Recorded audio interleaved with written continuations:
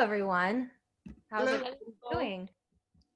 Welcome to everyone who is here to the 7th Virtual Creative Workshop and Variety Show. Thanks so much for coming. Thanks so much for being punctual. And those of you who came early get a little reward. Before I start my usual spiel, I did want to tell you that Jimmy, our musician who's going to go up later in the show, he just played some music for us while we waited. And those of you who recognized what he was playing, go ahead and send that into the chat because you can win one of Jimmy's CDs. And that's what Jimmy's going to be doing here today, besides playing more songs for us and entertaining us with his music and talking about his career outside of music and then his career as a musician. He will also be giving away those free CDs. There will be multiple opportunities to try to win one of those. So go ahead and start throwing in your guesses into the chat, and we'll start collecting those while I tell you the rest about the show. Our co-host, she is Agnessa. You can see her amongst all of the other attendees here, and she's wonderful, and she's here to help me. She will select some of your questions to read aloud to the artist during the show. Not all of the questions will be read aloud, but our artists know that after their part of the show, they can go ahead and scroll through those and answer some of your questions by typing up their answers for you in the chat. So before we begin, and I'm excited to begin because we have a lot of really talented people here, some tuning in from other parts of the world where it's the middle of the night, just to be able to show you what talent it is that they have to share with the world. Before we begin, my co-host Agnessa, she will read you the lineup of the guests who will be featured during this workshop and variety show. Okay, hi everyone, I'm Agnessa. Thanks Elina for having me on as a co-host today. So as always, I will try to pronounce everyone's name to the best of my ability. So first we will have Sarah Dolay from Jordan, a 3 times published author who happens to be the youngest Arabian writer who writes in English. We'll hear her read her writing in just a little bit. After Sarah, we will have Jimmy Lunsford, a singer-songwriter and guitarist who you heard earlier if you joined us before the show began. He will be playing 2 more songs for us, answering some questions, and giving away free copies of his CD. Next, we will have Reem Marai from Egypt, showing us some of her colorful digital art and a webcomic about mental health. She will also discuss using art as an escape from the craziness of the corporate life. Then we will have Chad Edwards showing us some fun glowing paintings that change when the lights go on or off. He will talk about his efforts to turn art into a full-time career. And last, we will have Laura Allen, who will show us her enormous murals as well as her canvas paintings and talk about pricing your art, what it's worth. And now we'll begin with featuring our first artist. The host, Elina, will go ahead and introduce her to you. We're going to start right now with our very first artist. That is Sarah Dolay. Sarah Dolay lives in Jordan, but she has published 3 books in the English language. She is currently an English literature student, and she is constantly writing. When she published her first novel, Crimson Ruby, in 2001, she became the youngest Arabian writer who writes in English. Since then, she has published 2 more books, Immortal Breeze and Noble Creatures. Sarah is here today, tuning in from Jordan, where it is in the middle of the night right now, to read to us some of her writing and tell us about her journey as a 19-year-old 3 times published author. Hi, Sarah. So hi everyone. Can you hear me well? Yeah.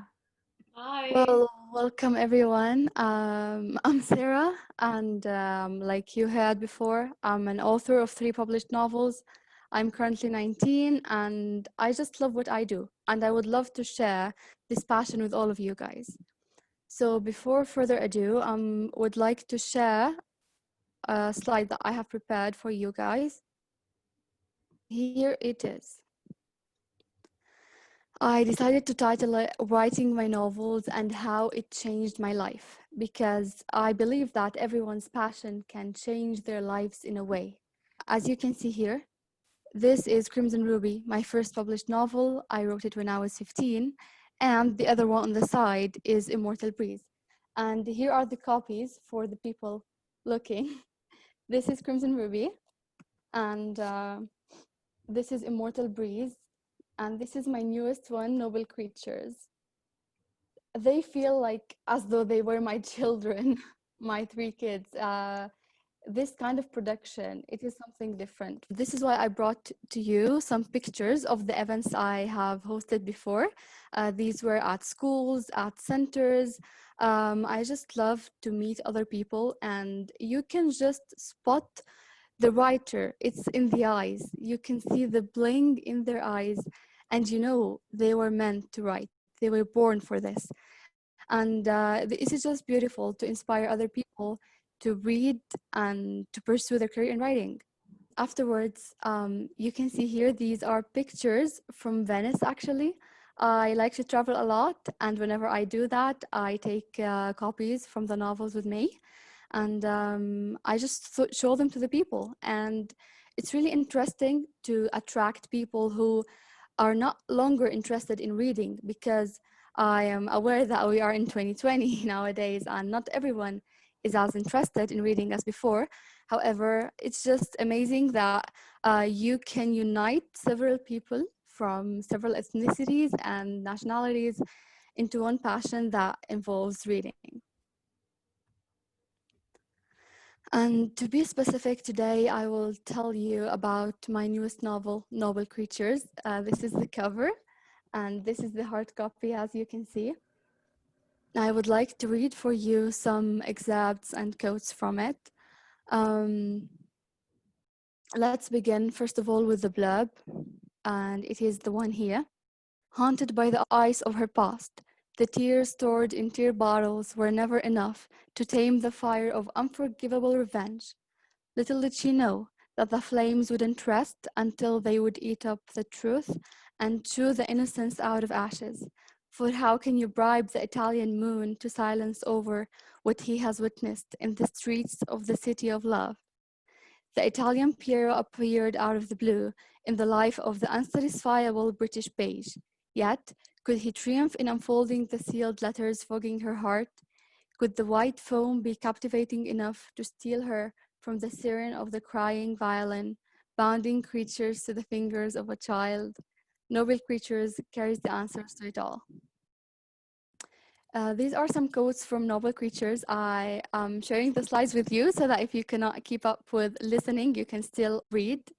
His innocent Italian eyes could never belong to a liar. I waited, I did, at the place you told me to, where you promised me the impossible. The misty breeze might cool my tears, but never my heart. Between the stars I used to count on my fingers of a child, the moon that calls me at midnight when we're both alone. That's where you and I meet, in the fantasy we both call home. Mesmerized, he insisted to reside in my thoughts all night. You are too strong, you become strangely weak. If this is the end, then my heart fears not. If this is the end, let it be. For we have loved you, when our power to love had been drowned in the Adriatic. And if any of you are curious here to know why I used we, the speaker meant her heart and herself. So this is the we. The water in the canal was peacefully blurbing despite the brutal tragedy that has just occurred, regardless of all misfortunes, losses and agony. Waves carried on swimming through the waters of the Adriatic. Life herself is as strong as Hercules, Nothing matters to her. She only carries on heartlessly and never cares to look back. And that this is reference to feminism as well as the strength of life and the strength of women at the same time. That women should move on despite all tragedies, no matter how harsh life may be. The next one will be, but the thing is, some people are meant to suffer all their lives, to receive nothing but disappointment and to know nothing but sorrow. They're meant to feed themselves to the lethal monster known as fate, to write their wishes on a paper, put it in a bottle, and throw it into the oblivions of the seven oceans. And for the last one, it is dedicated for everyone who loves music out there. My pain rose to a stage matching my broken heart, not only to the Latin word lacrimosa, the Lady of Sorrows, but also to Mozart's Lacrimosa, the requiem he initiated the first few bars from and ended up passing away before he had finished composing it, without perfecting the wonder he had initiated. This is also a reference to the fact that your sorrow may contribute in stopping you from what you're doing. And this shouldn't be the case. Because as you can see, Lacrimosa is a figure from mythology, the Lady of Sorrows. But also Mozart chose it as the title of his last requiem, and he didn't finish it. He started it, and it's amazing. And you think that it's such a pity, but this is also a lesson for us that we should not let the Lady of Sorrow inside us to actually prevent us from what we do in our lives. Yeah, that's beautiful. Yeah, thank you. And now I would like to read like a little part from a chapter. You can see it in front of you. So it's chapter 36 and it's called Stardust. Between the particles of stardust that form an immortal tapestry, the ashes of the burned stars that gather for an orchestra of majesty, the flames of hope that flash in midnight when sorrow reigns, the planets that swim in melodies of forgotten kingdoms, the universe that works as a clock, telling planets secrets to hide. Between the stars, I used to count on my fingers of a child, the moon that calls me at midnight when we're both alone. That's where you and I meet, in the fantasy we both call home. It was our destiny to be 7 wars apart, but in the veins of my blood I can feel your art, calming my anger whenever my instincts form a lethal scribble, wiping the rivers I try to store in a tear bottle. Through my blindness I see, from my grief I cannot flee. Give my wishes to the sky and let the galaxy turn it into stardust, dust of wishes that will never come true, forgotten and lost. And this will be the last excerpt I will be reading. It just get me so emotional. I don't know about you guys. So So really anyways, quick, was that a poem that one of your characters writes in one of your books? yes. Okay. Yes, actually what I do is that I write whenever I feel like it, because I feel like I write for myself. And afterwards, I put these poems or these thoughts into my novels as soliloquies or poems or writing, stuff like that. Yeah. Oh, I love that. And if anyone has any kinds of questions, if you ask about anything at all, you can always email me or follow my Facebook page or my Instagram. And you can always read more on Wattpad. And the good news is that this new novel is available on Amazon internationally. You can get it like through typing its name on Amazon, and I would love to read everyone's feedback. This novel took so much effort, and it's taken the effort of the whole year, and I'm so proud of it. And it's been actually like I've had so much help with it, especially from my friends. The emotional support is something amazing, and I have so many friends watching right now, by the way. And most importantly, my friend Batul Al-Hiyari, that's her name, she helped editing the whole novel. And just the whole effort of having people supporting you and staying late up with you, editing and checking and helping you in even the most simple ways, that really shows you that like people are still interested in what you can offer. And because I have just noticed that some people are interested in art here, I would like to show you the actual painting of this cover. I have it here with me since we have artists here.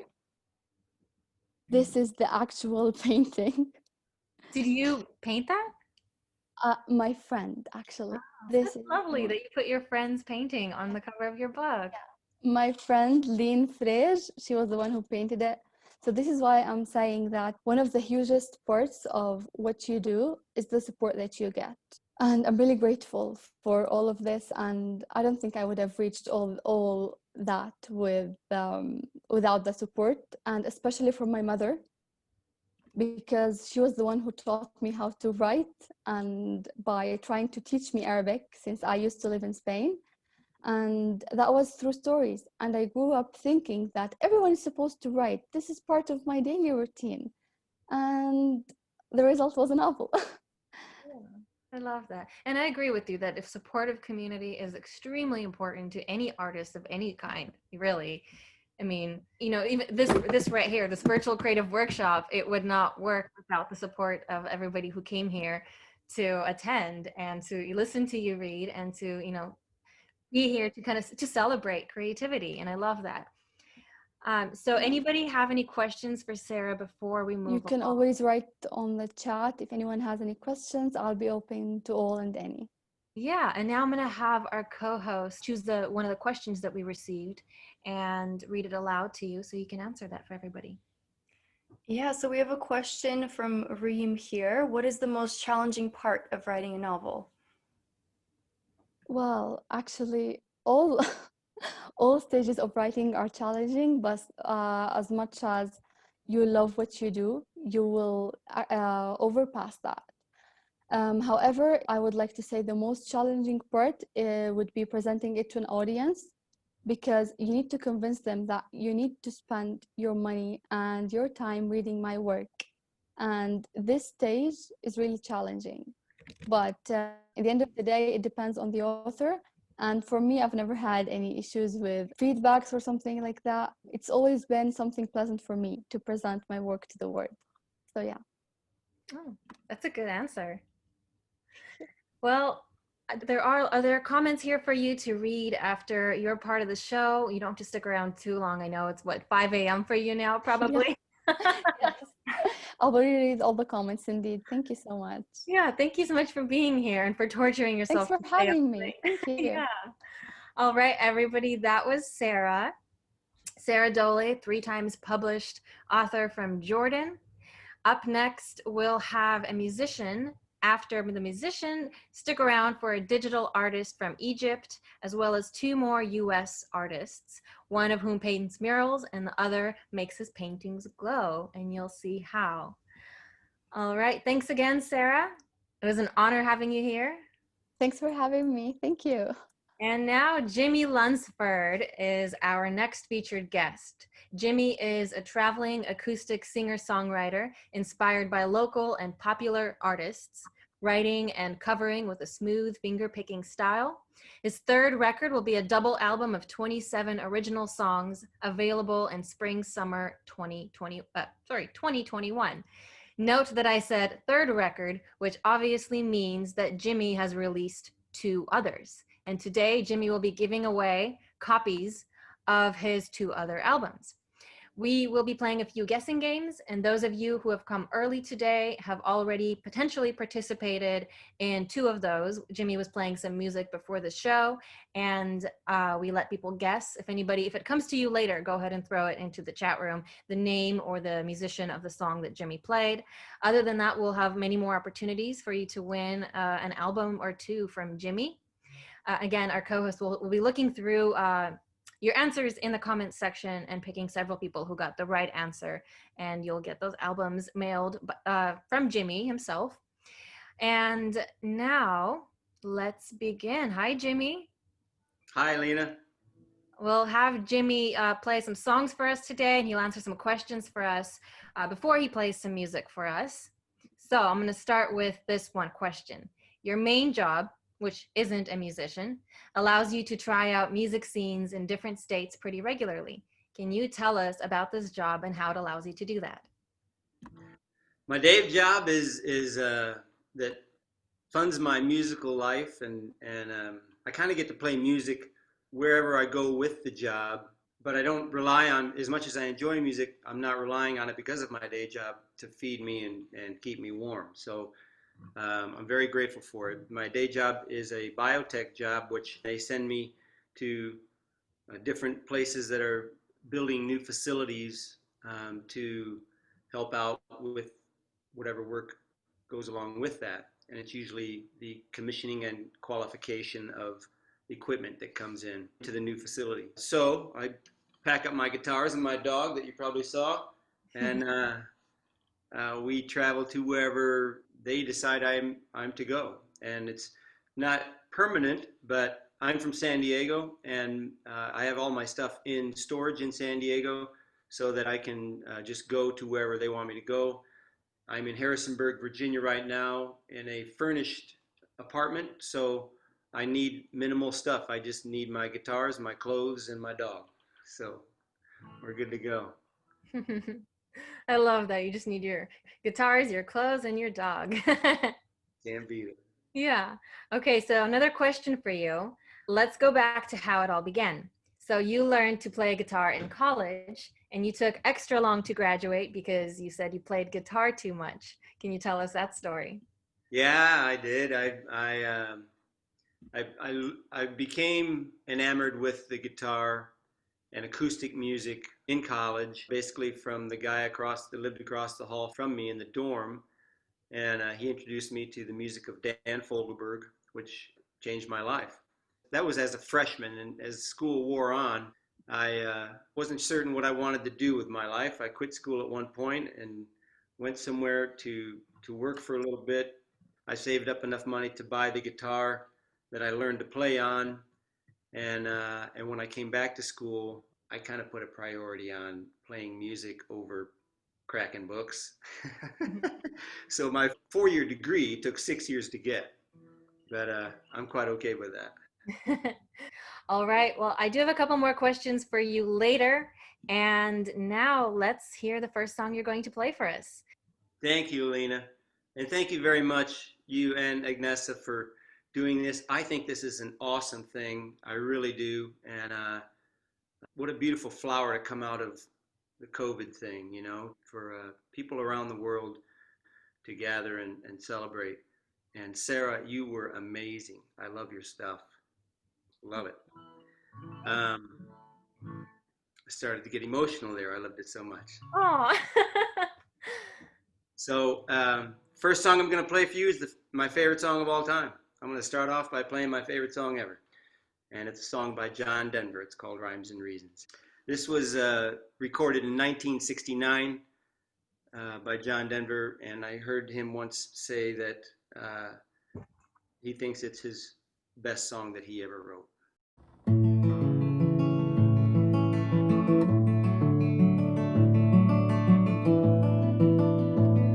And so you speak to me of sadness and the coming of the winter, the fear that is within you now, it seems to never end, the dreams that have escaped you and the hope that you've forgotten. You tell me that you need me now and you want to be my friend. You wonder where we're going, where's the rhyme, where's the reason, and it's you who cannot accept.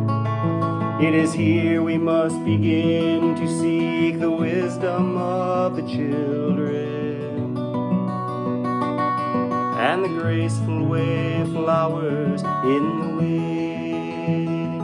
For the children and the flowers are my sisters and my brothers. Their laughter and their loveliness will clear a cloudy day, like the music of the mountains and the colors of the rainbow. They're a promise for the future and a blessing for today.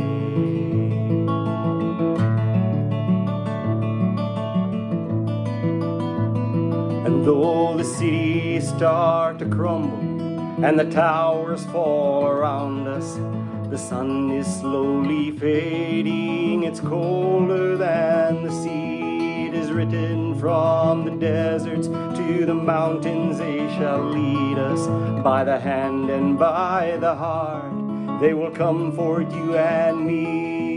In their innocence and trusting, they will teach us to be free.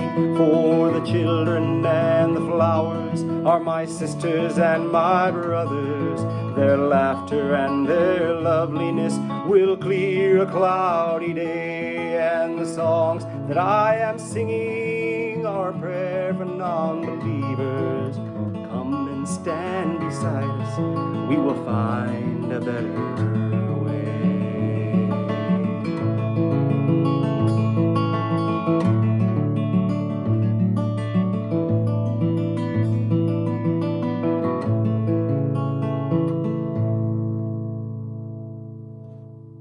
Wow, that sounded great.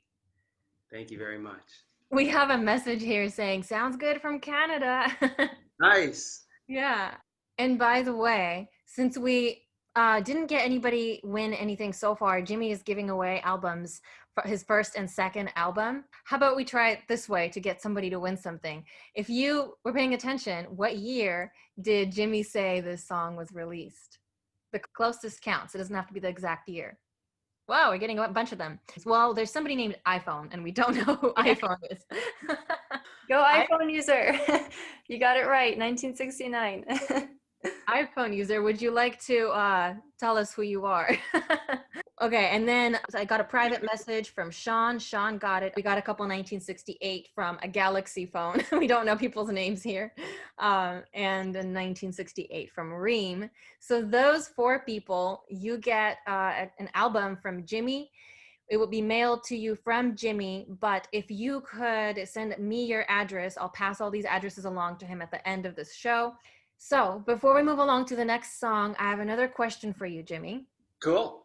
You mentioned school and wanting to find a way to play music and study at the same time, and then getting a career that's separate from music. So my question for you is, you had to choose between being a starving musician versus having a professional career. So tell us about that. Yeah, when I finished school, I was just bouncing from odd job to odd job for a couple of years, and was, budgeting to see a movie. Back in that day, movies were $3, and I had to budget. Of course, I was making about $3 an hour too, so that's why it was movies were that cheap. But once I started working in biotech, I was able to make enough money to spend more time on music, oddly enough, versus when I was not in biotech. I was working enough to feed my face because I wasn't making that much. But once I started working a 40-hour job that gave me enough money to do that, then it became a changer. Well, we have another song from Jimmy coming up here, and for this one, we will share the lyrics in the chat room for you to be able to follow along. I don't want you to miss the lyrics. They're beautiful. And this song was written by Jimmy. It's about your mother, right, Jimmy? Correct. That's lovely. And so I'll have the co-host share those lyrics in the chat room so you can see them as Jimmy plays. And we will have a couple more giveaways after this song. Pay attention to a couple details. There's something that was already a hint to a question that comes later. And now you can play your song. And I would like to throw in real quick before I do, I want to echo what Sarah said about community and support and involvement of other artists. That absolutely applies to me as well. These are my first 2 records. This is the first one, and this is a painting that a friend of mine did of me and her. And it's woodblock print art, I think, actually.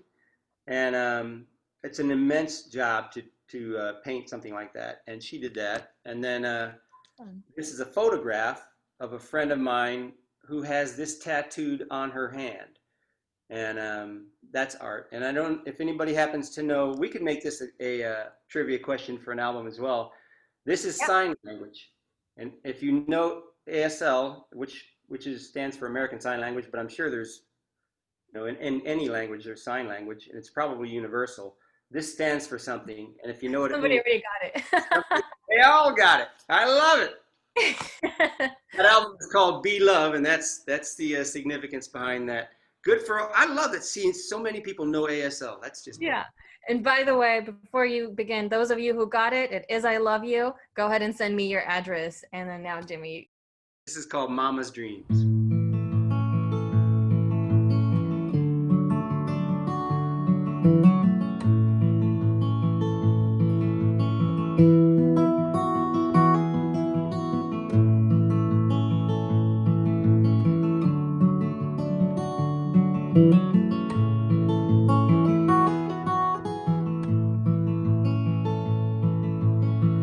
Mama's dreams were ordinary. She didn't write 'em in a diary. She didn't wear 'em on her sleeve for the world to see. She didn't think they're extraordinary, only what came naturally. Mama's dreams were of her and me. She didn't come from means or plenty, slept in a bed that was a hand-me-down, and never felt big city fear in her small town. She never felt her heart empty, she always seemed to know the truth. Mama dreamed of us in her youth. And Mama's dreams were rooted in something beyond fantasy. Mama's dreams are what made me me. And if I've ever done one thing right, I didn't do it by luck or might. Mama's dreams made a man out of me.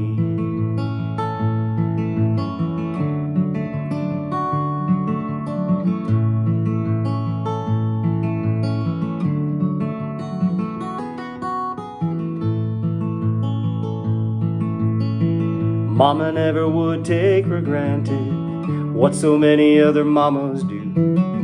A moment with her boy is her dream come true. And every dream that I have planted is rooted in the heart of one. Mama, I'm proud to be your son. Mama's dreams were rooted in something beyond fantasy. Mama's dreams are what made me me. And if I've ever done one thing right, I didn't do it by luck or might. Mama's dreams made a man out of me. Mama's dreams were rooted in something beyond fantasy. Mama's dreams are what made me me. And if I've ever done one thing right, I didn't do it by luck or might. Mama's dreams made a man out of me.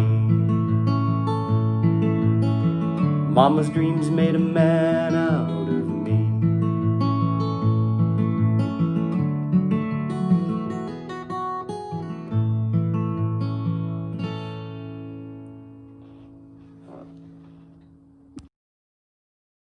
Thank you very much.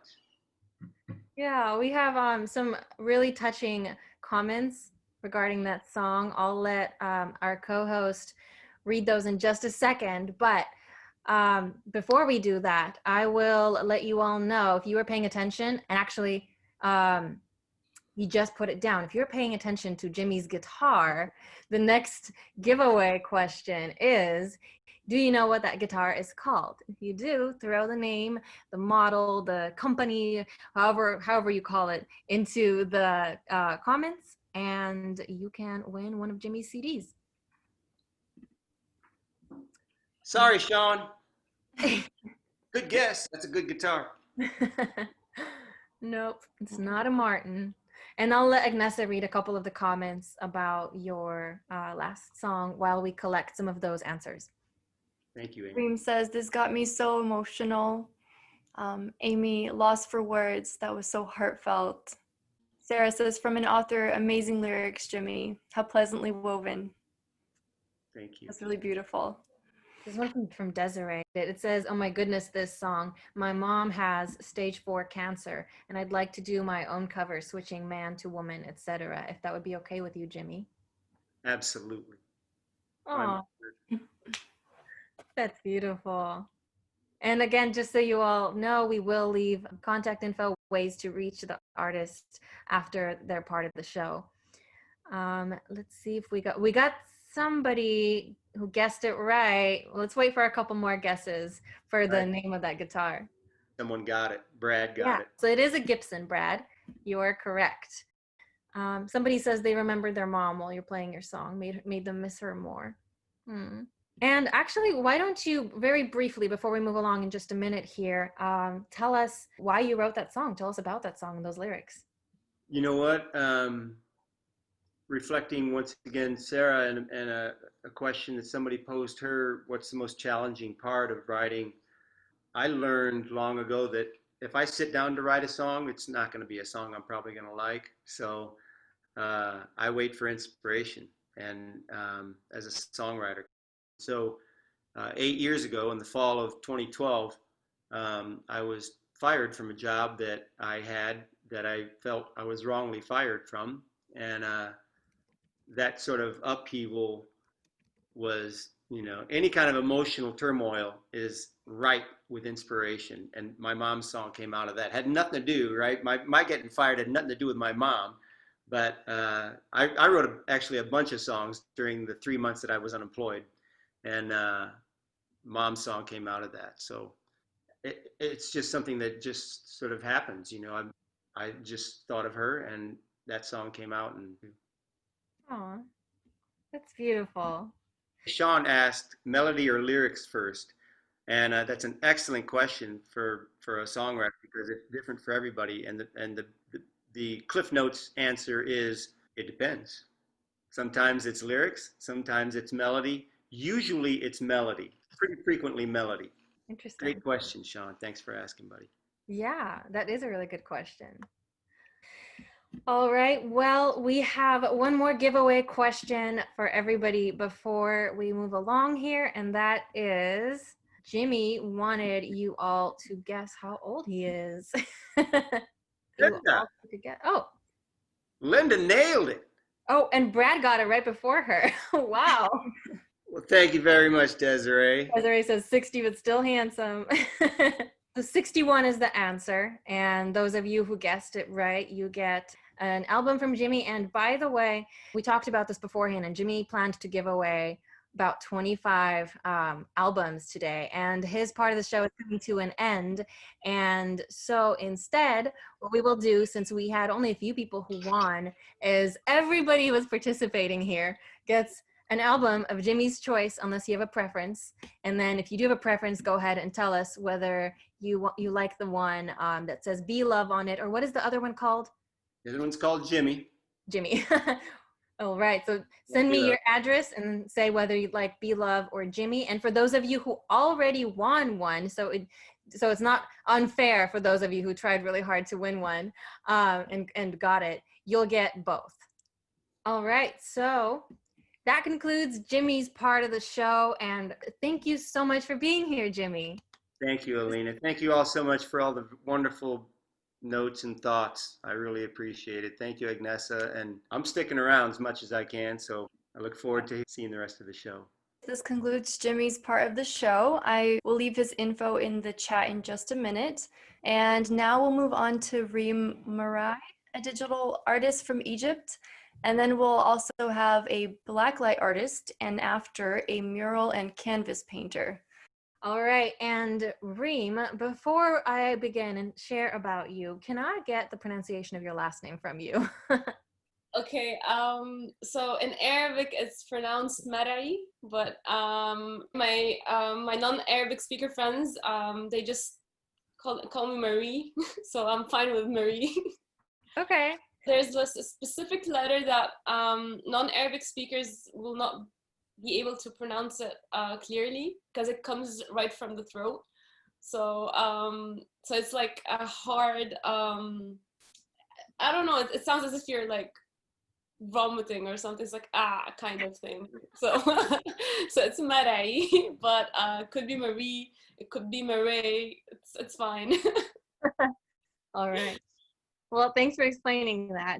So everybody, Reem, whose last name is, I'm going to say the Americanized way, Marie, she, she's tuning in from Egypt, where it is also the middle of the night right now. Thank you for being here. And Reem is a graphic designer and an illustrator who originally wanted to be an animator, but as she puts it, the universe had other plans. So we will show some of her digital art and then also a webcomic that she started, and Reem will tell us a little bit about each of those. But first, can you tell us, Reem, what you mean by the universe having other plans? Okay, so I'm Egyptian. I'm born and raised in Egypt. But at some point, my dad got a job in Saudi Arabia and we all had to move. And I had my entire career planned as an animator. I taught myself how to animate when I was 12. And this was something big for me. I wanted to work for Disney at some point. But then when I moved to Saudi, the only college that taught arts was, it only had the graphic design program and had no animation. So I stuck with that. And then I slowly developed interest in graphic design and the history of graphic design. And I was able to incorporate my drawings and illustrations while doing my graphic design. So it's kind of a win-win for me. And I particularly started loving branding, and this is where I pursued my master's in. And this is how it all started. I love that you said you were 12 when you started. Wow. I taught myself how to do like the traditional animation, and I used to read a lot of books on animation, how Disney animators kind of create smooth movements. So that's why I started very early. Wow. I love that. All right, so I'm going to share some of your images for us now. And I'll preface this with, this is the first of Reem's images that I saw in an art group. It's a Facebook art group where people post things that they've created. And I loved this so much that I wrote Reem and said, can you be on my show?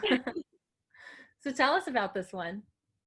It's a project that I'm actively working on, where I select some songs that kind of speak to me somehow and I start illustrating them.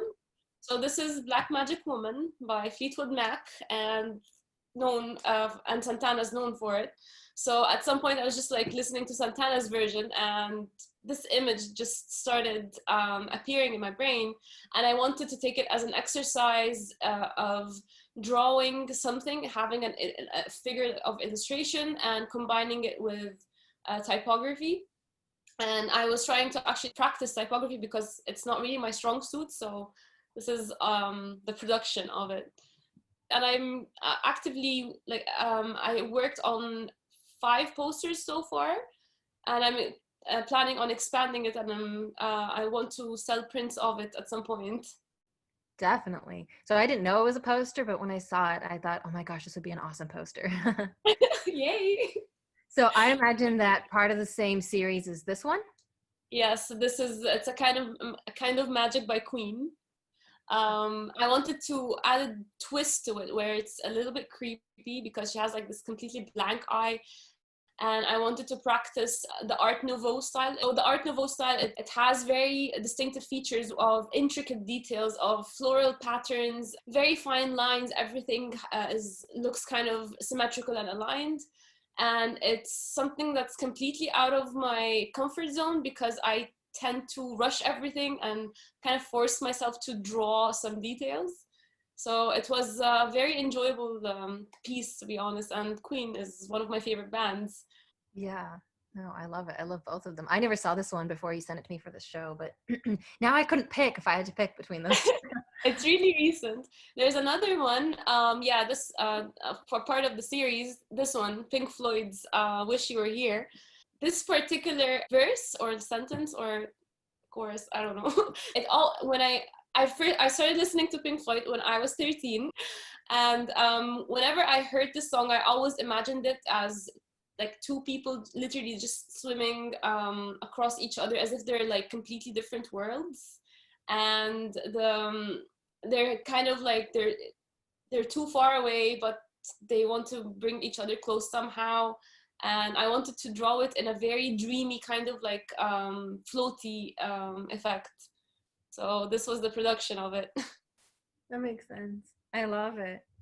And then you said total, how many were in the series? So far there are 5, I think. Okay. I think they're 5. Yes, they're 5. Okay, and we have 3 of them in here, yeah? Yes. Well, that all incites all of you to go ahead afterwards when we share Reem's social media info to go and find all her others. This one, this guy is one of my friend's mascot, and he created this initiative where he asked a lot of artists to draw his mascot however they want. So his name is Flippy, and I just wanted to draw him as an anarchist. And if you noticed, my style kind of shifted. Like the most recent work, which is the Black Magic Woman and the music posters, they have completely different colors and layout and stuff. It's because I like to experiment with styles a lot, and this particular style was inspired by the very old vintage comics. So I wanted to impose my personal style on that as well. And yeah, this was my interpretation of my friend's mascot. I love that you did that with it. All right. Oh, toxic waste. To be honest, this is the thing about my art pieces. I don't really think about them before I draw them. They are done by an impulse. So this one in particular, I was very stressed out at work, and I decided to take a break from whatever that was happening. And it's kind of like a reflection on how I felt. It has some anger and kind of like suffocation, because it's like toxic waste. And I like to deliver these feelings through combining the colors. And this is kind of like a part of my knowledge of graphic design. And this is how I utilize graphic design in my work. I pay attention to color psychology, forms, typography, compositions overall, and it comes out like that. Awesome. Thanks. And then we have this one next, The Boys. The Boys. Has anybody watched the series? I didn't realize there was a series. Okay. Yes, it is. It's based on a comic book series, and it's amazing. The show is insane, and each character, they have their own like distinctive personalities. Actually, Carl Urban reposted my work at some point. I loved the series so much, and I wanted to kind of like take a spin on the characters myself, because they look completely different in the comics.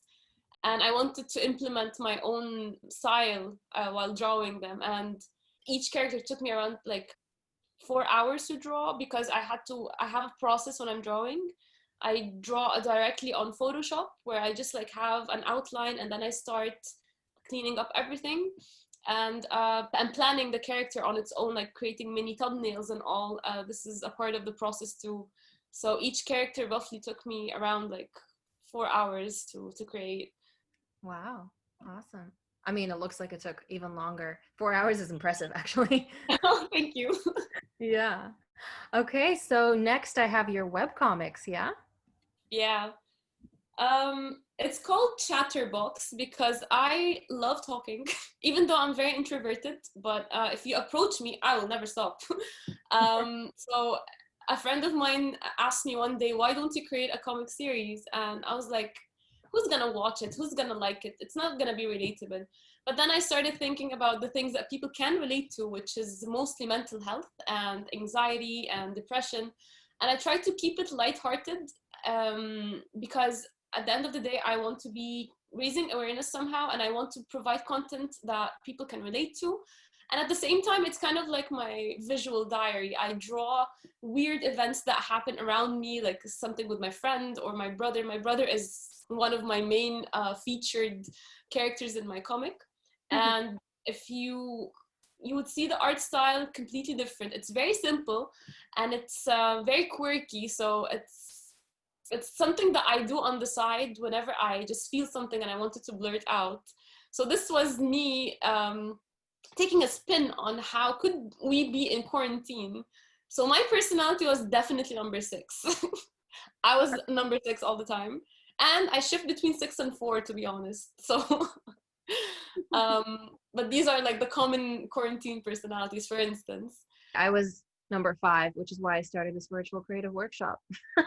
Oh, oh, I needed to have, my little community of artists. So here we all are. Awesome. Okay, so the next one. Oh, it's anxiety. So I have a character, like I created anxiety as a character that lives on with me, like in the entire comic series, and it has the same shape. So this is just me. Just I always go into spirals, and then reason tries to like come in and like snap me out of it, and my anxiety just completely pushes it away. So this was actually a visualization on how it happens inside my brain. It's a pretty accurate representation. This actually is very funny. I was very down for like a long time in quarantine. Everyone's down, but I was getting particularly because I used to have depression, and it was one of my bad depression days. So my brother just wanted to cheer me up, and he couldn't really go to the barber because everything was on lockdown. And he's like, do you want to help me trim my beard? And I haven't done this before. So I'm like, are you sure? Do you trust me? And I said, yeah, sure. It's just beard. You'll do fine. And then I butchered his beard. And he was like, you'll never do this again. I'm like, it's your fault. Yeah. Okay. And then the last one. The last one, yeah. Dija's my best friend. Her name is Khadija, but everyone calls her Dija. She loves Christmas songs, and December 1st, whenever we see the calendar, she goes all bubbly and like she glows at the thought of having Christmas songs played in the office. And the first song she always plays is All I Want for Christmas by Mariah Carey, and we all just sing out loud in the office, and everyone kind of like joins in. So this is how she looks like when she's glowing, and I always see colors coming out of her aura. So, yeah. So this is how I draw her. I probably relate to this one the most, except not that song. I don't like Mariah Carey's song. I like the chestnuts roasting on an open fire, kind of like natural. Yeah, I'm an old soul. But okay, well, these are so cute. I actually didn't even know you did these until you sent them to me right before the show, and I love them. They're adorable and very relatable for sure. And I like how 2 of them are coronavirus themed. Okay, well, that was Reem Marie's art, and again, Reem is a digital artist from Egypt.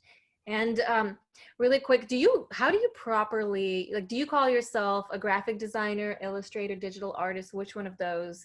All of them? Well, I am a graphic designer. I'm an art director in a branding agency, and I do illustrations on the side. In fact, I'm actually working on my comic at the moment. I'm writing it for now, and I just have the characters outlined. But I'm planning on dedicating some time for my comic, which is why I kind of quit my job. And this is something that I'm actively working on. So I still am a graphic designer, but I still illustrate, so they're merged together. Awesome. And next I'll have Agnessa, our co-host, read the questions that we have in the chat. Awesome.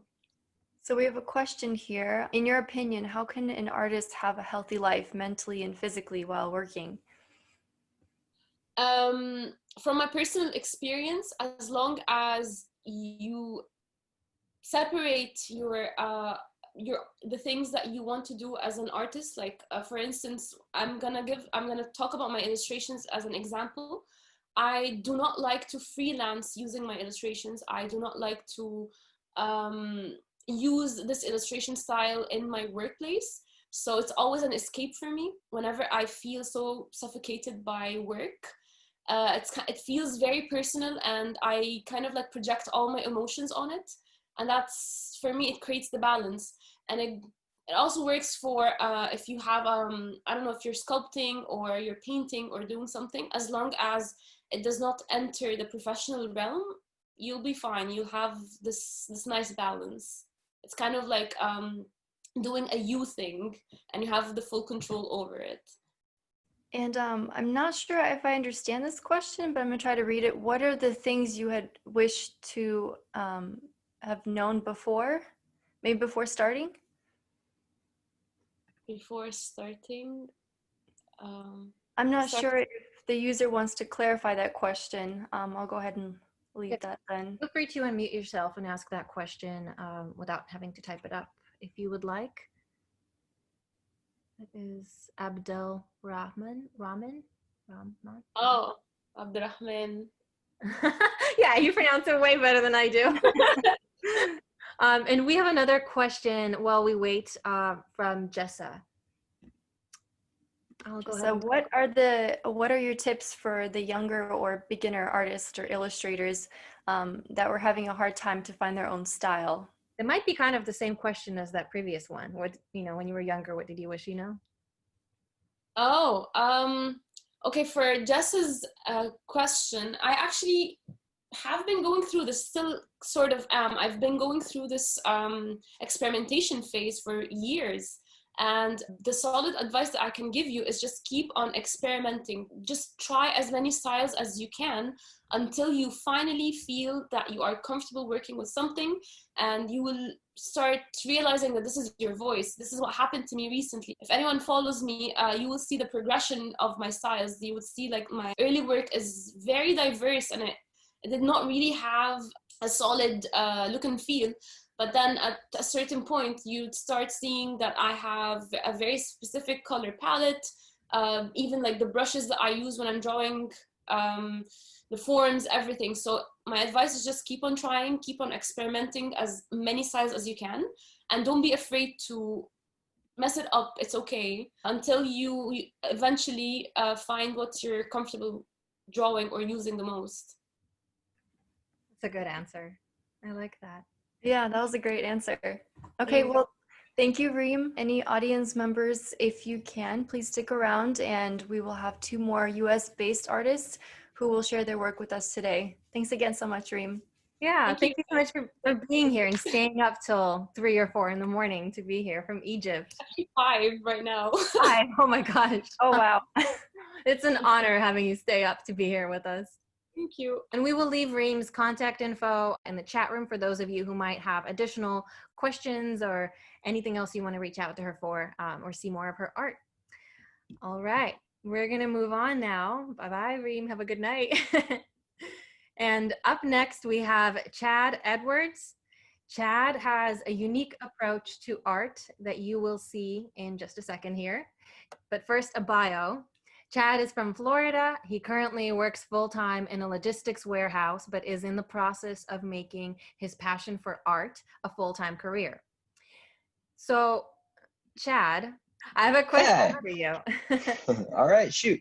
So your paintings look different with the light on or off, and not in the way that most paintings do, where they get darker with the light off. Yours instead, Yes. brighter, and they glow. Mhm. Explain to us how you do that before we show some of your work, and feel free to show us one of your paintings with that light on. All righty. Well, to start off, there's 2 different types of glow paint that I use. One of which is activated strictly by ultraviolet light. Some of your really bright orange and pinks, the pigment that they have fluoresce underneath a blacklight. And then you have another type of glowing pigment that takes a charge from the UV spectrum, and when the light turns off, that charge allows it to glow for a certain amount of time. And one of my paintings I have actually set aside right here at the moment. A lot of the pastel colors we talked about earlier is what I was talking about. And then when you go to turn a blacklight on, the colors that will pop a little bit more vividly. Ooh, That is And so gives it a whole nother feel. it's a whole other painting. Mm-hmm. Yeah. Now this one, I don't have any of the actual afterglow paint on it. So once the light's off, it goes back to that same pastel color. Interesting. So, So I'm going to pull up a presentation of some of your art here. yeah, sure. To show people. So this is one of the ones without the black light on it, right? Mm-hmm. Yep. And then here it is with. That's really cool. Thank you. I actually did that at, I think that was my second or third painting. I painted live at a club in Orlando called Guilt. One of the hosts there puts on this EDM show every Monday night and tries to bring a festival-like feeling to the club every Monday night. It has a lot of different DJs internationally and locally. They have live artists that come out and live paint as well, including myself. It's all around a really good venue to get into. And that was kind of why I started this blacklight painting. Yeah. It kind of fit that atmosphere. Yeah, that's really cool. It totally makes sense. It would look good at a festival. And then here's another one without the black light and with. I love this one. It's beautiful. Oh, thank you. It's actually one of my unfinished paintings. I got to a certain point. I'm sure there's a few artists out there that can kind of relate to this. Is in the middle of painting it, you get to a certain point where you think it's finished, but you're not quite sure what else to add to it yet. And that's essentially where I left it. Mm-hmm. It's beautiful. There's another one. So while I scroll through some of these next ones, I want to ask you a question, and that is, Shoot. How did you first get the idea for painting using glow-in-the-dark paint and then combining that with a black light? My inspiration came from when I was a kid. My dad actually took me to a store that had these glowing stars, and they had the posters that would light up under UV, and I don't know, I was just drawn to it. And my dad actually made me homemade UV paint out of Dawn dish soap and something else. I can't remember exactly what he added to it, but the combination actually allowed him to paint essentially whatever he wanted on a surface. In the daylight, it was invisible. You couldn't tell it was there until you turned on a black light, and it would glow like a blue or even a green color. And that would be the only way you could see it. Wow, that's kind of like invisible ink that kids. Yeah, no, that's exactly what it is. Kids used them for diaries back in the day. Oh yeah, I remember those. Yeah. Is it called glow-in-the-dark paint or fluorescent paint, or how do you call it? Yeah, really, it doesn't have a title. There's a few artists that I've kind of followed over the years that have made a pretty good living doing this style of art. Crisco Art is one of my favorites.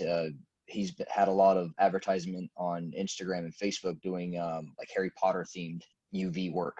If I were to label it, it would probably be glow in the dark or UV painting. Okay, gotcha.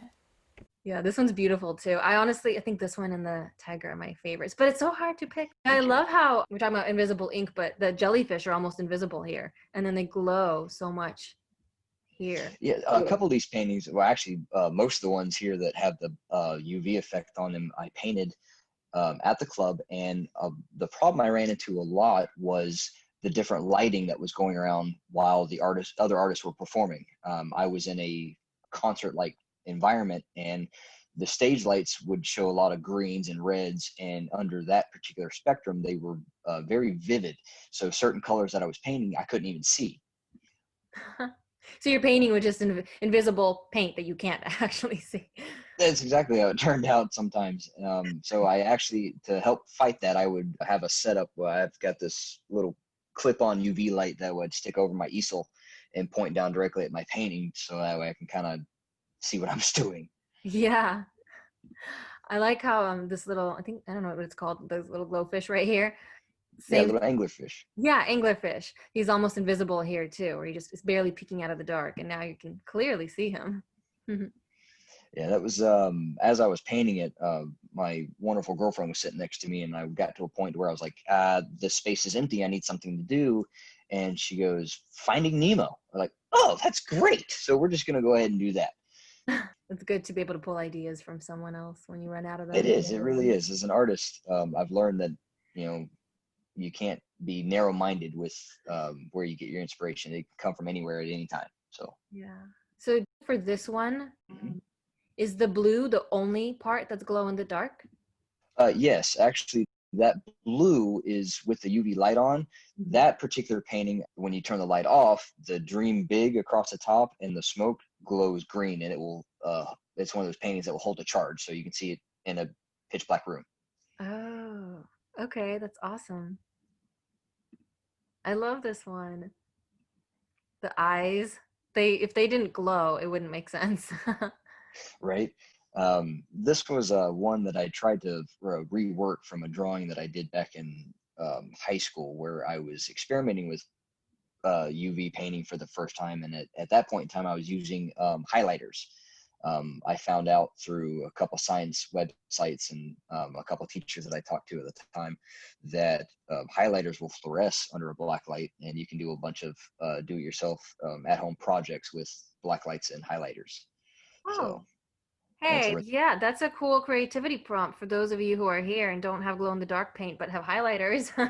yeah, no, definitely. I actually bought a fountain from Walmart. It was looked like a Gothic style dragon with a castle, and the water that was going through it, I squeezed out one of the highlighter dyes or cartridges into the water, and it cycled through the fountain, making a glowing fountain. So That's awesome. mm-hmm. I love that. This one's beautiful too. I love the skies in your paintings. The sky just looks amazing with the way that it glows. Oh, thank you. Yeah. And then there's another one we can see a before and after. It just comes alive.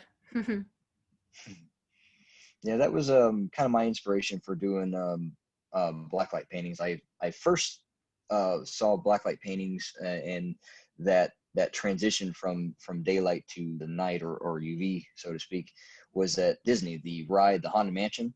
If you have ever ridden it, or anybody out there ever ridden it, if you remember going through the hallways where they would show you like a painting of like a ship on calm seas. Well, as soon as the lights went off and the black lights come on, it was now a ghost ship on stormy seas. That's essentially the idea that I'm trying to get from my paintings, is you can literally have two paintings in one, looking at one in the black light or in the daylight. So I love how we have a lot of Disney references here. I worked at Disneyland, so I love that. Oh, very cool. Yeah. All right, and we do have a time lapse to show of you painting that we'll show in a little bit here. If there's anything you want to add about any of these really quickly before I ask you the next question.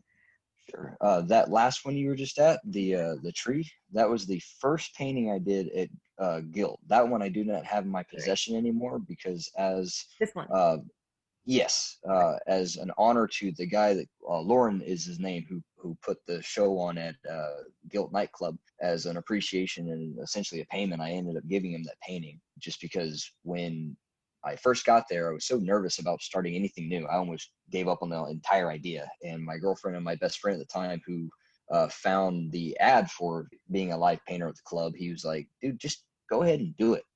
And after my nerves finally calmed down and I got a feel for the environment and everything just kind of fell in place, that was kind of my sense of honor I kept for Lauren, was to give him my first painting. You know what I mean?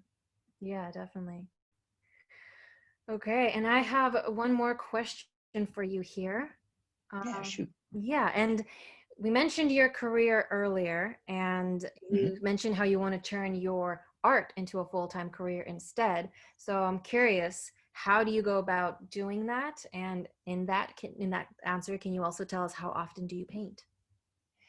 Oh, okay.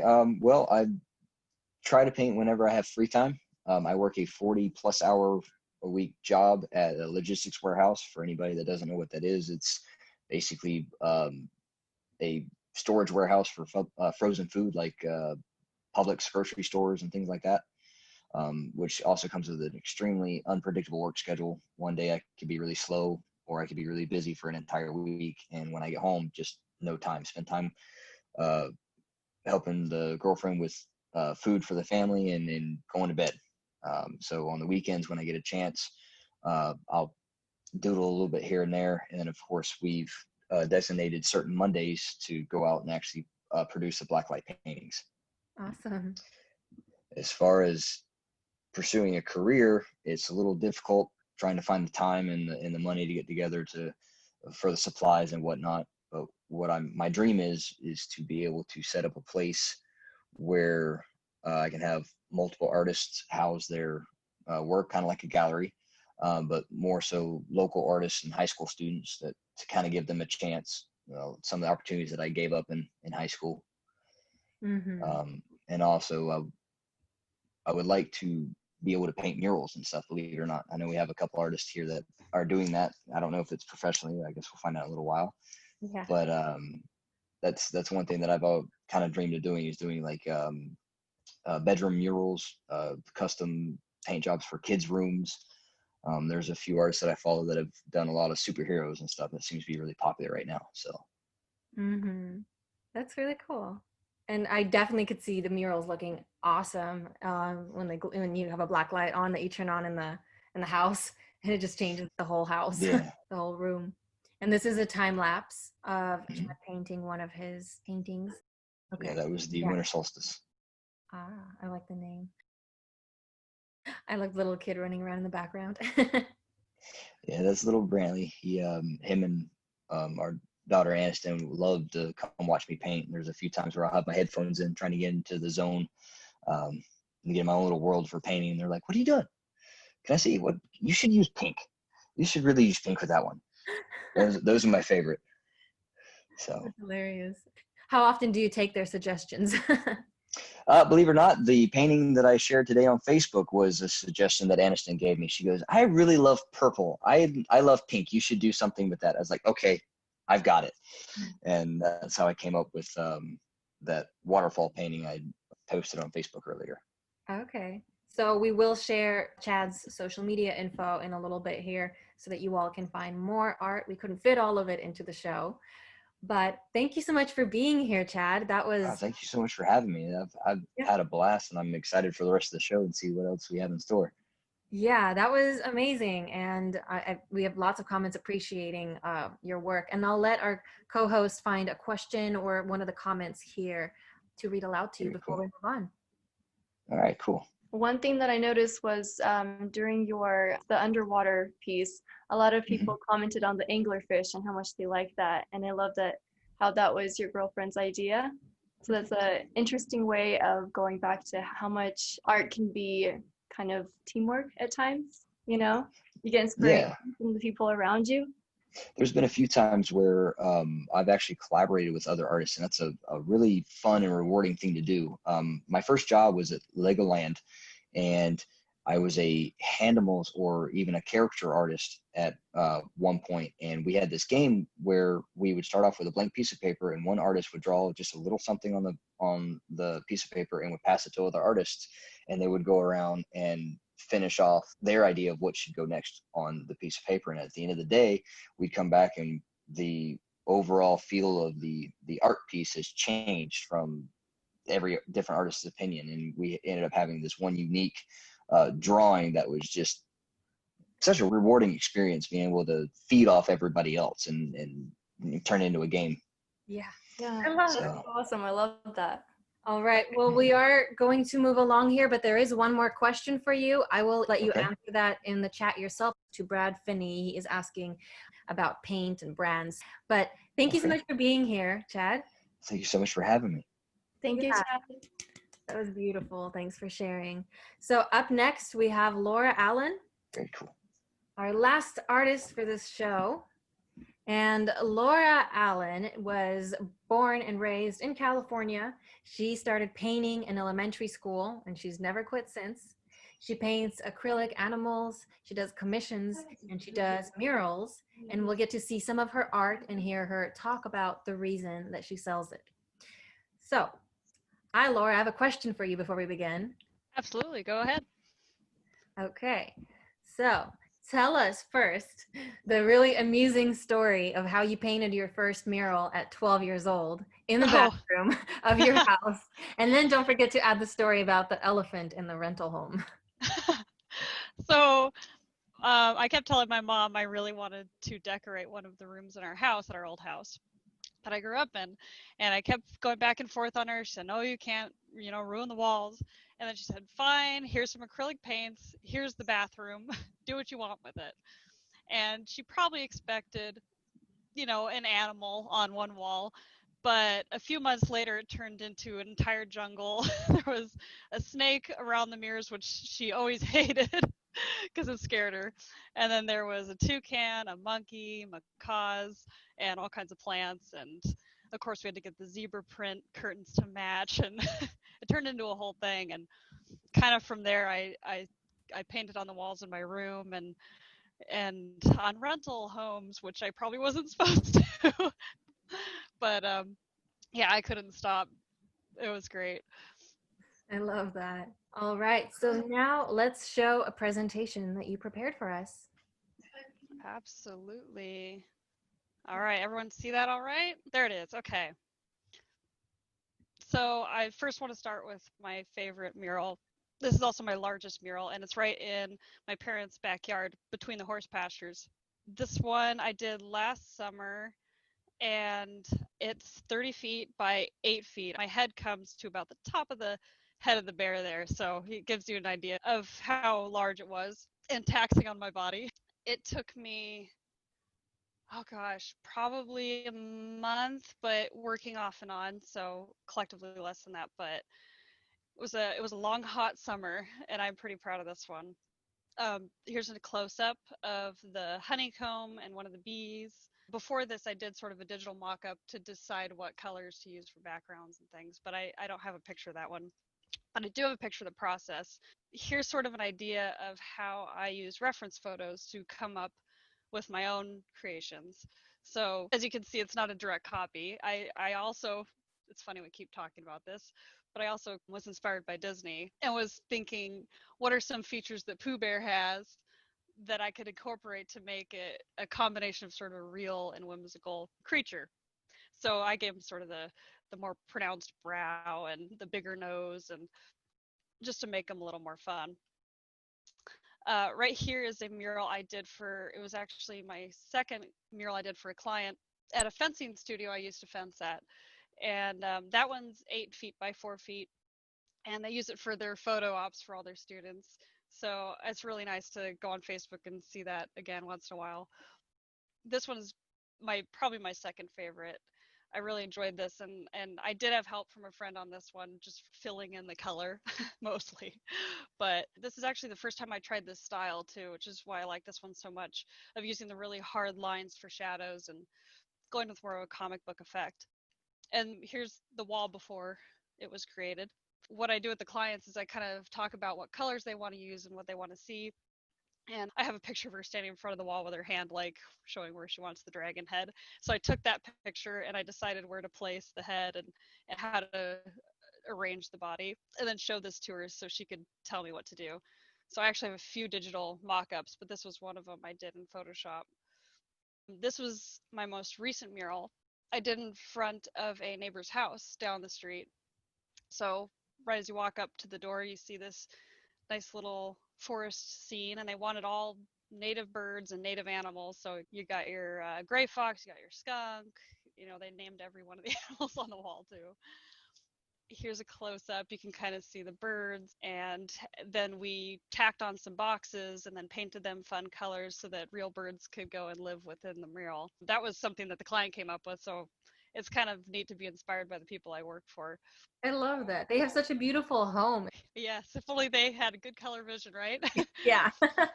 They don't know. They don't realize what they're living in. Exactly. This is Priscilla the skunk. I like using kind of an unnatural and odd color for rim lighting on my animals. That's sort of a new thing I've been trying. So you see that blue around the edge to sort of give it almost a cartoony glow, I suppose. I did that on the fox too. It's my little fox. I also do canvas work.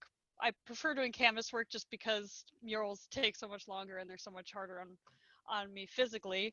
But this one, the left owl, I did a couple weeks ago for a friend, and the one on the right was for my other friend, actually my two best friends.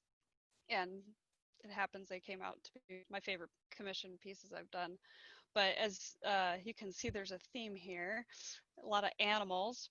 However, I have also done some sort of landscape work. This was my old neighbor's old house in Lebanon that he grew up in. So that was a pretty big one, actually. That was like 4 by 3 feet. This was a commission piece I did for my brother's friend in Michigan of his daughter and their dog that he hangs up above his computer now. I hadn't done portrait in probably 8 years, so it was pretty challenging diving back into that, but I'm really proud of the way that came out. For a while during the BLM movement, I did a series of lips because I wanted Black women to be more represented in artwork. And so I did these 3. This one depicts color a little better on the right, but I did all these 3 together to sort of give a voice to feminism and beauty, I suppose you could say. And those ones are available in my shop still. Then I also went to trying to come up with ideas that would be more useful, I guess, to people, you know, like not just something to look at, but something you can interact with. So I made a few light switch covers. This one's my favorite one, of a little piebald python for all the herpetology nerds and animal nerds like myself. Here's a couple other animals I've done. It's funny, I like working really large or really small. So these are only about this big, like these ones behind me here. I have a question for you. And Yeah. instead of asking you later, I'll ask you now so people can Sure. look at your art while you answer. So far we've seen a lot of animals that you've painted. So obviously you love animals. So tell us about the ones you currently have and how your art helps feed them. And please share with us the other reason you sell your art as well. Absolutely. So I am lucky enough to live with my parents at the moment. I have, well, we collectively have 2 horses, 2 goats, 1 dog and 1 new puppy, 2 cats, and 1 very old rabbit. And my responsibility are the cats, my horse, and the rabbit. And so I use this as my funds to take care of them and feed them and give them what they need. Because it adds up. Animals are an addiction for sure. But the other thing that it's been helping me with, especially very recently, is this year I was diagnosed with Lyme disease, and treatment for that is very problematic because it is not often taken seriously or covered by the medical field currently. So a lot of treatment, if not all of it, comes out of pocket. So I have been doing a lot better physically lately. Today's kind of a rough day, but this definitely has pretty much completely paid for what I need, which is all pretty much life-saving. Thanks for sharing that with us. And just a few more. There's a couple landscapes I've done. The one on the right has sold. That was my most popular one. And I think that is it. I think you shared with me that, is it the one on the right that you said you didn't really like, but it sold faster than any other?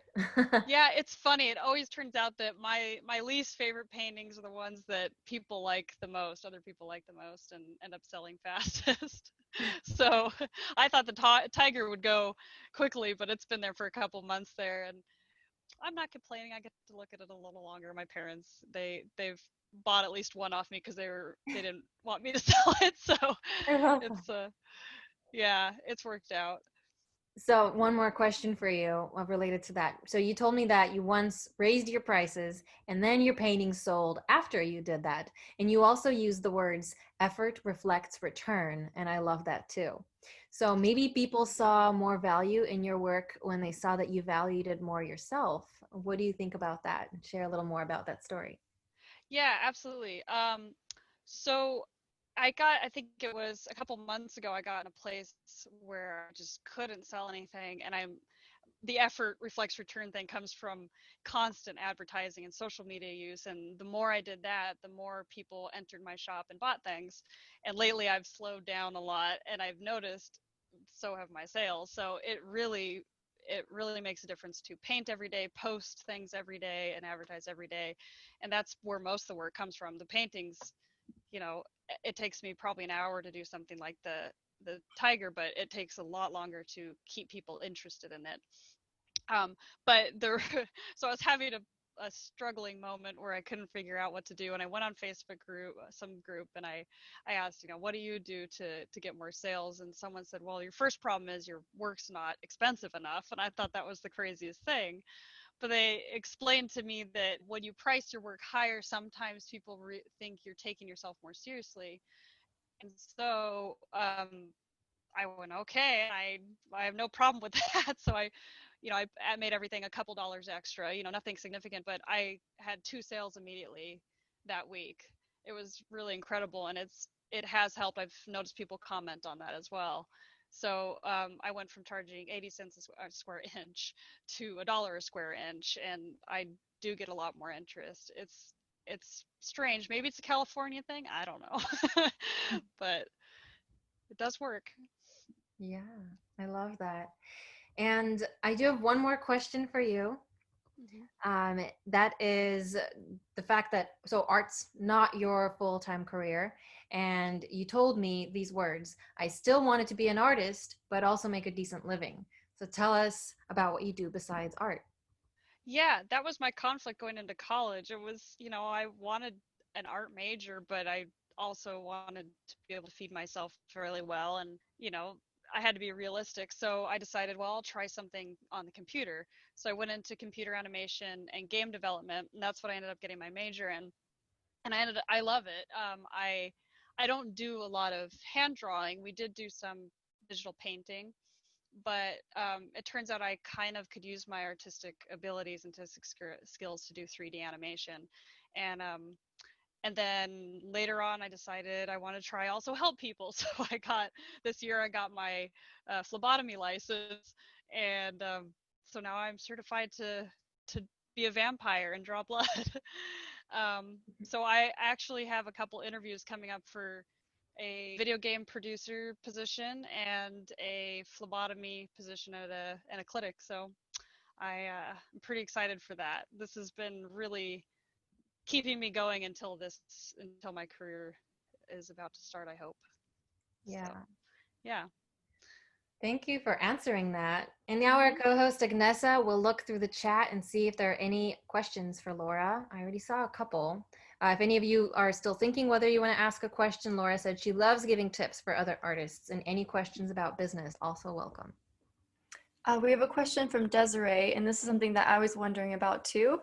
She says, I don't know much about art and the rules in terms of respect. Is it bad or in poor taste for someone to like a painting and try to make their own version of it? It's a fine line to walk, and I think a lot of that is based on personal feelings of the artist you're copying, because there's not really any clear rules except you can't directly plagiarize, but no artist comes up with something off the top of their head without ever seeing a piece of art, right? Every artist at some point in their life has seen a piece of art, thinks, I really like that style, and they try to emulate that to some degree, right? And maybe they come up with their own thing from there. But I definitely think it's great practice. I have as long as you're not selling it, of course, and it's not a direct copy, but I actually do have a piece from one of my favorite artists that I made. I took a creature design that she made, Terrell Whitlatch, and I enlarged it to 4 by 3 feet and made a big charcoal drawing of it. And I'm not selling it. I'm not saying it's my content, but as long as you recognize the artist that you're working from, that I think it's a great tool to use. It's a form of referencing for sure. Always give credit. I think even if you're doing a style and it's a completely different picture, it's always good to just mention, because it also gives someone you appreciate some attention that they probably need. So especially with social media right now, art theft is a huge problem, surprisingly. I haven't experienced it, but I see it all the time. Yeah, as long as you mention the artist and maybe even shoot them a message and say, is it okay if I present this to other people? It's a copy or an inspiration of your work, and then see what they say. Mm-hmm. Yeah, that makes sense. All right. Well, that was Laura Allen, everyone.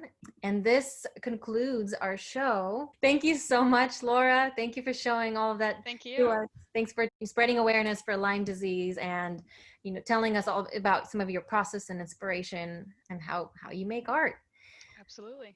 Thank you also to all of my featured guests, every single one that I had here today. Everybody was amazing. Thank you also to the audience. And if anybody in the audience would like to be featured, definitely be sure to reach out and ask me, and we'll fit you into the schedule in the future. And I would love to see all of you back for a future show. Just a little note, during the holiday months, we're having fewer shows. So if you'd like to know when the next one is, you can subscribe to be emailed about upcoming shows from the Eventbrite account, where I post the event access info, or you can occasionally pop into our Facebook page that we use regularly to let you know what's coming up. All of our shows are recorded as well, so if you missed something, you can catch the video on the YouTube channel later. And links to all of this will be shared in the chat room by my lovely co-host, who is so generous with her time and effort to help me make this show run more smoothly. And now we'll play music for 5 minutes after the show so you can gather any information that you might want from the chat room. Again, thank you so much, everyone who's here, and I'd love to see you back.